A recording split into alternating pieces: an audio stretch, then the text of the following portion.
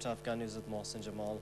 Australian Prime Minister Julia Gillard has visited Afghanistan days after 3 of her nation's troops were shot dead by a rogue Afghan soldier who fired on a parade. Gillard made the unannounced stopover in the war-torn country, where she met President Hamid Karzai in Kabul on her way back from the G20 leaders meeting in Cannes, France. Addressing soldiers on Sunday in the restive southern province of Afghan, where most of Australia's 1,550 troops are stationed, Gillard acknowledged the loss of 3 of their colleagues on October 29th. 7 other soldiers were wounded in the incident, which was Australia's worst since 3 commandos were killed in a helicopter crash in 2010. Gillard said Canberra was determined to continue its engagement in Afghanistan, where so far 32 Australian soldiers have been killed. The Prime Minister also traveled to Kabul, where she met Karzai and opened Australia's new embassy.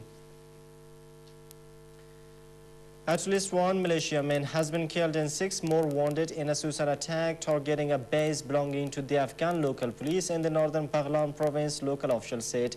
Sayyid Jamaluddin Hosseini, security chief in Baghlan province, said the suicide bomber targeted Mullah Alam, the ALP commander in the province, who escaped unhurt, but one of his militiamen was killed with 6 more wounded. The attack comes a day after a suicide bomber killed 8 people during religious celebrations in the Baghlan Jadid district of the same province, which occurred as worshippers left a mosque after prayers on the first day of Eid al-Adha. No group has so far claimed responsibility for the attacks. Police say a roadside bomb has killed a district police chief in restive southern Afghanistan and his 2 bodyguards. Helmand Province Police Chief Muhammad Hakim Engar said on Monday that Muhammad Saifullah, the police chief in the province's Garamser district, was killed when a roadside bomb detonated as he and 2 of his bodyguards were driving by on Sunday night. Helmand is one of Afghanistan's most violent provinces and sits in the heart of the Taliban's traditional stronghold in the south. Security responsibilities in the province's capital have already been handed over to Afghan forces by NATO, while 2 other districts in the province are being recommended for an upcoming second phase of handovers.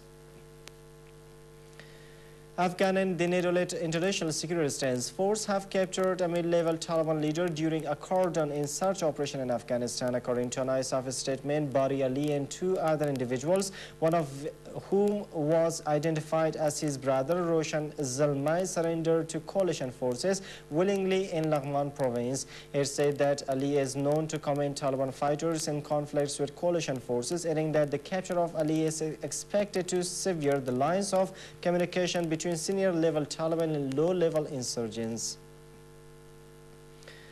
The UN nuclear watchdog, the International Atomic Energy Agency, is expected to issue its most detailed report yet on research in Iran, seen as geared to developing atomic bombs. Iranian officials have already seen the Vienna-based IAEA's intelligence to be released to the UN this week, diplomats say. In a report, the Washington Post newspaper quoted Western officials as saying that the new information reinforced concerns that Iran continued to conduct weapons-related research after 2003, when Iranian leaders halted such experiments in response to international and domestic pressures. In the run-up to the report's release, Shimon Peres, the Israeli president, said the military option to stop the Islamic Republic from obtaining nuclear weapons was nearer. Iran insists its nuclear program is only for peaceful purposes, and Ali Akbar Saleh, the Iranian foreign minister, said on Sunday that it was based on counterfeit claims. Mahmoud Ahmadinejad, the Iranian president, said that the United States fears Iran's growing military power because it is now able to compete with Israel and the West. The Arab League has called an emergency meeting on Syria's failure to implement its peace plan, as forces reportedly killed at least 15 demonstrators after prayers on one of Islam's holiest days. The announcement that Arab foreign ministers would hold another gathering came on Sunday, that the 4th straight day of deadly violence since Syria agreed to the League's peace blueprint aimed at ending 8 months of bloodshed. The Arab League said a meeting was called for next Saturday yesterday because of the continuation of violence and because the Syrian government did not implement its commitments in the Arab plan to resolve the Syrian crisis. Qatari Prime Minister Sheikh Hamad bin Jassim Al Thani said if Syria does not respect its commitments, the Arab Ministerial Committee will meet again and take the necessary decisions. A human rights group said that security forces killed at least 15 civilians as anti-regime demonstrations were staged across Syria on Sunday, the first day of Eid al-Adha.